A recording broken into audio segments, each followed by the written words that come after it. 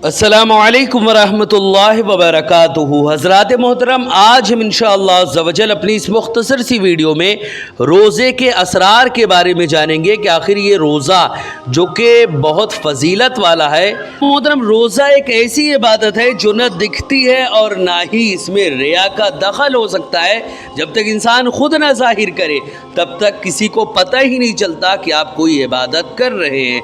और रोज़ा एक अजीम इबादत है, इतनी अजीम इबादत है कि नमाज और हज, ज़कात जैसे तमाम की तमाम इबादतों और उनके मिलने वाले अज्र का ज़िक्र अल्लाह रब्बुल इज़्ज़त ने कुरान में, अहादीस नबविया में हमारे आका सल्लल्लाहु अलैहि वसल्लम ने बयान फरमाया। लेकिन रोज़े के बारे में फरमाया गया कि रोज़ा मेरे लिए है और मैं ख़ुद इसकी जज़ा दूँगा। अल्लाह क्या जज़ा देगा ये ख़ुद हमारा रब जानता है। इसीलिए रोज़े की अहमियत और रोज़े की फ़जीलत शरीयत में बहुत ज़्यादा बयान की गई है। साथ ही साथ रोज़े के असरार आज हम जानेंगे कि रोज़े के राज और रोज़े के असरार आखिर क्या हैं। वीडियो पसंद आए तो वीडियो को लाइक करें, शेयर करें और अगर हमारे मोहम्मदी चैनल पर नए आए हो तो इसे ज़रूर सब्सक्राइब करके बेल आइकन को भी ज़रूर दबाएं ताकि इस तरह की तमाम इन्फॉर्मेटिव वीडियोज़ आप तक ज़रूर पहुँचे। हज़रात मोहतरम, दुनिया का ये दस्तूर है कि हर इंसान अपनी तरक्की चाहता है। अगर आज कोई 1 लाख का मालिक है तो आने वाले दिनों में वो 1 करोड़ का मालिक बनना चाहता है और उसके लिए वो पूरी कोशिश भी करता है। और अगर 1 करोड़ का मालिक है तो कल 1 अरब के लिए वो कोशिश करता है। इस तरह पूरी इंसानियत 3 तबक़े में तकसीम नज़र आती है। एक वो तबक़ा है जो बड़ी मेहनत और मशक्क़त के बाद सिर्फ़ अपना और अपने अहलो अयाल का गुजारा कर पाता है और दूसरों की मदद करने की ताकत नहीं रखता। दूसरा वो तबका है जो अपने गुजर बसर के साथ अपने दोस्तों अहबाब की मदद भी करता है। तीसरा वो तबका है जो अपने दोस्तों अहबाब के साथ अजनबियों की भी मदद करता है। इसी तरह हम अपनी इबादतों को भी 3 दर्जों में बांट सकते हैं कि इबादतें आखिर कितनी तरह की होती है। सबसे पहली तो आवाम की इबादत, दूसरी खवास की इबादत और तीसरी अखस्सुल खवास की इबादत। अब आवाम की इबादत जो आम लोग हैं उनकी इबादत क्या है, ज़रा वो समझे कि आवाम की इबादत ये है कि अपने आप को उस इबादत के फ़राइज़ व वाजिबात की अदायगी में लगा दे। यह है आवाम की इबादत। यानी आवाम की इबादत यह है कि अपने आप को उस इबादत के फ़राइज़ व वाजिबात की अदायगी में लगा दे। यानी जैसे नमाज है तो अल्लाह रब्बुल इज़्ज़त ने फरमाया नमाज़ पढ़ो। आवाम की नमाज यही है कि वो बस 5 वक्त मस्जिद पहुंच जाए इमाम के पीछे, जैसे नमाज पढ़ने का हुक्म है बाज़ाब्ता वैसे नमाज को वो अंजाम दे, पढ़कर चला आए। ये हो गई आवाम की इबादत। अब खवास की इबादत ये है कि नमाज पढ़ने का जो तरीका है सिर्फ वही नहीं अदा करना, नमाज के ज़ाहिरी और बातिनी जितने भी अरकान हैं, जितनी भी तहारत वाली चीज़ें हैं जिससे नमाज कबूल होती है, उन तमाम चीज़ों को भी हमें अदा करना है। इसी तरह खवास की इबादत यह है कि फ़राइज़ व वाजिबात के साथ साथ अपने आज़ाए जवारे को गुनाहों से बाज रखते हुए ख़ुद को अताद इलाही में मशगूल भी रखे। हज़रात मोहतरम, इसी तरह अखस्सुल खवास की इबादत यह है कि उन दोनों सिफ़तों के साथ साथ अपनी क़ल्बी एहसासात और ख़यालात को भी गुनाहों से पाक रखे और अपने क़ुलूब को याद इलाही से मुज़य्यन करे। हज़रात मोहतरम, इसी तरह रमज़ान के रोज़े भी 3 तरह के होते हैं, एक अवाम, दूसरा खवास और तीसरा अखस्सुल खवास का रोज़ा। हज़रात मोहतरम, अब आवाम का रोज़ा क्या है ज़रा वो समझ लें। आवाम का रोज़ा ये है कि वो अपने आप को खाने पीने और अमले ज़ौजियत से रोके रखे। यानी खाने पीने और अपनी बीवी के साथ सोने से जब से यानी सुबह से लेकर सहरी के टाइम से लेकर इफ्तार तक अपने आप को रोके रखे, ये है अवाम का रोज़ा। फिर उसके बाद होता है खवास का रोज़ा। खवास का रोज़ा ये है कि वो आँख, कान, ज़बान, हाथ और पाँव, दूसरे आज़ाए बदन को गुनाहों से पाक रखे। یہ ہے خاص لوگوں کا روزہ یعنی خواص کا روزہ۔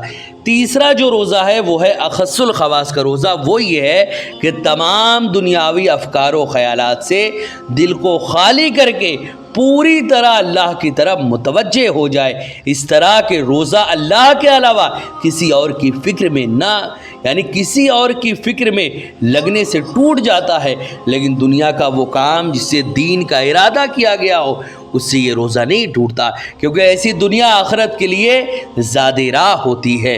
حضرات محترم، اسی طرح بعض صوفیہ نے ان تینوں درجوں کے علاوہ روزے کا ایک درجہ اور بھی بتایا ہے، وہ ہے مقربین کا روزہ۔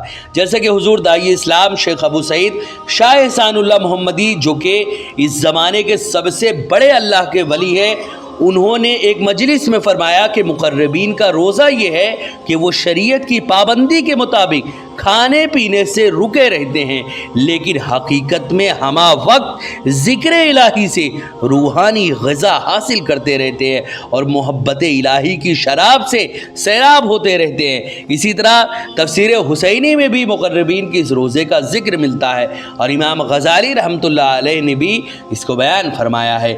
اسی طرح عوام کا روزہ اس کے لیے یعنی جو عوام کا روزہ ہے اس کے لیے 6 چیزیں ضروری ہے۔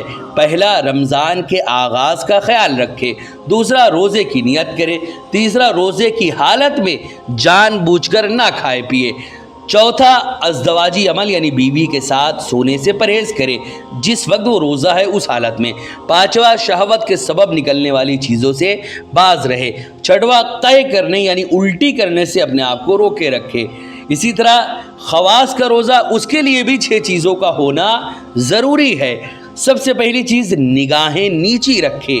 دوسرا، بری چیزوں کی طرف متوجہ نہ ہو بلکہ ان کے دیکھنے سے بھی پرہیز کرے جن سے غفلت پیدا ہو۔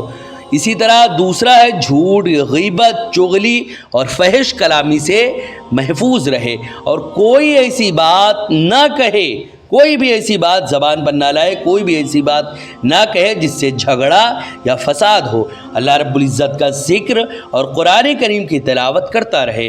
اسی طرح تیسرا جو خواص کے روزے کے لیے جو 6 چیزیں ضروری ہے ان میں سے تیسرا یہ کہ اپنے کانوں کو بری باتوں سے محفوظ رکھے۔ اسی طرح چوتھا یہ کہ اپنے ہاتھ، پاؤں اور دوسرے اعضاء کو گناہوں سے باز رکھے۔ اسی طرح افطار کے وقت حلال کھانے کی پابندی کرے، کیونکہ اس روزے کا کوئی مطلب و مقصد نہیں ہوتا جس میں آدمی دن بھر کھانے پینے سے رکا رہے اور جب افطار کرنے بیٹھے تو حرام رزق سے افطار کرے۔ اسی طرح پانچواں جو خواص کے روزے کے لیے جو ضروری ہے وہ یہ کہ افطار کے وقت حلال رزق بھی اتنا نہ کھا لے کہ پیٹ بالکل تن جائے۔ اللہ کے نزدیک کوئی برتن اتنا برا نہیں ہے جتنا وہ پیٹ ہے جو حلال رزق سے بالکل بھر دیا گیا ہو۔ اگر دن بھر کی غذا کی کمی ایک ہی وقت میں پوری کر لے تو پھر نفسانی خواہشات سے انسان کیسے محفوظ رہ سکے گا؟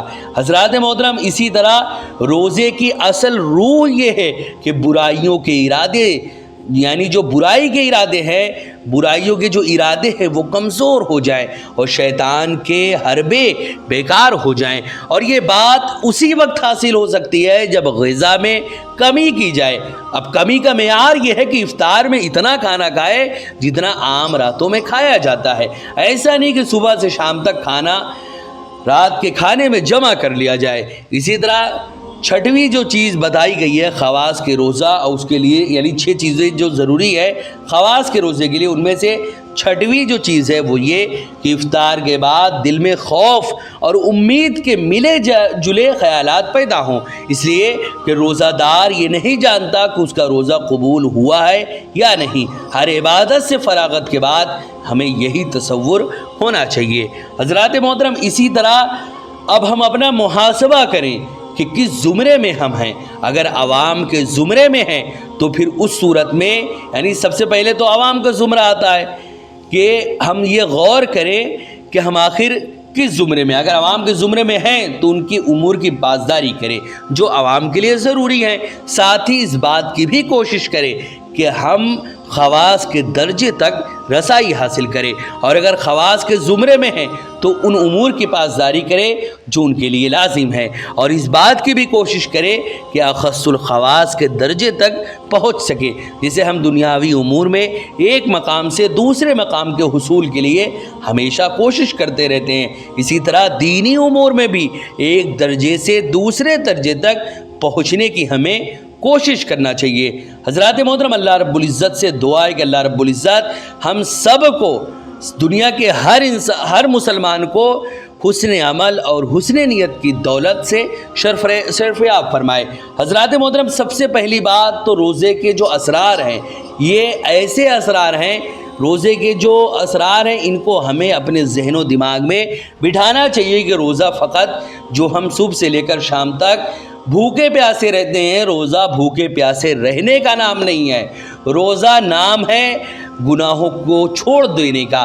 اگر ہم روزہ ہیں اور گناہوں میں مشغول ہیں تو اس طرح روزے کی رسم تو ہم سے ادا ہو جائے گی، لیکن حقیقی روزہ جو ہے، جو روزہ جس روزے کا مطالبہ ہمارے رب نے ہم سے کیا ہے، وہ روزہ ہمارا نہیں مانا جائے گا، کیونکہ وہ تو ہم نے کیا ہی نہیں، کیونکہ اللہ نے روزہ فرض ہی اسی لیے کیا ہے تاکہ ہم متقی بن جائیں، گناہوں سے ڈرنے والے ہو جائیں، لیکن ہم تو گناہوں سے ڈر ہی نہیں رہے، بچ ہی نہیں رہے، اللہ سے ڈر ہی نہیں رہے، گناہوں سے بچ ہی نہیں رہے۔ یہی وجہ ہے کہ ہمارا وہ روزہ اللہ کی بارگاہ میں قبول نہیں ہے، کیونکہ اللہ نے قرآن میں فرمایا کتب علیکم الصیام کما کتب علی الذین من قبلکم لعلکم تتقون۔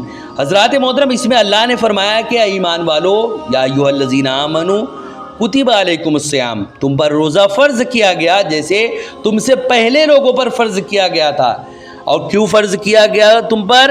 تاکہ تم پرہیزگار بن جاؤ، نیک بن جاؤ۔ لیکن اگر ہمارا روزہ ہم کو گناہوں سے نہیں بچا رہا، ہمارا روزہ ہم کو گناہوں سے دور نہیں کر رہا، ہم روزہ رکھنے کے باوجود بھی ہزاروں گناہوں میں ہمہ وقت لگے رہتے ہیں، تو اس کا صاف سا مطلب یہ ہے کہ ہمارا وہ روزہ اللہ کی بارگاہ میں قبول ہی نہیں ہوا، کیونکہ روزے کا مقصد ہی یہی ہے کہ ہم گناہوں کو چھوڑ دیں۔ لہٰذا ہمیں چاہیے کہ ہم گناہوں کو چھوڑیں اور اللہ رب العزت کی فرما برداری کریں۔ اللہ و رسول نے جس چیز کو کرنے کو کہا ہے اس کو کر ڈالیں، اور جس چیز سے منع کیا ہے اس سے ہمیشہ کے لیے اپنے آپ کو دور کر لیں۔ یہی اللہ و رسول کا فرمان ہے، یہی اللہ و رسول کی مرضی ہے، اور اسی کے مطابق ہمیں زندگی گزارنا چاہیے۔ ویڈیو پسند آئے ویڈیو کو لائک کریں، شیئر کریں، اور اگر ہمارے محمدی چینل پر نئے آئے ہوں تو اسے ضرور سبسکرائب کر کے بیل آئیکن کو بھی ضرور دبائیں تاکہ اس طرح کی تمام انفارمیٹیو ویڈیوز آپ تک ضرور پہنچے۔ آپ سے گزارش ہے کہ ہمارے چینل پر جتنی بھی ویڈیوز ہیں آپ خود بھی دیکھیں، اپنے دوستوں، احباب، رشتہ دار اور ملنے جلنے والوں کو بھی ضرور شیئر کریں۔ السلام علیکم ورحمۃ اللہ وبرکاتہ۔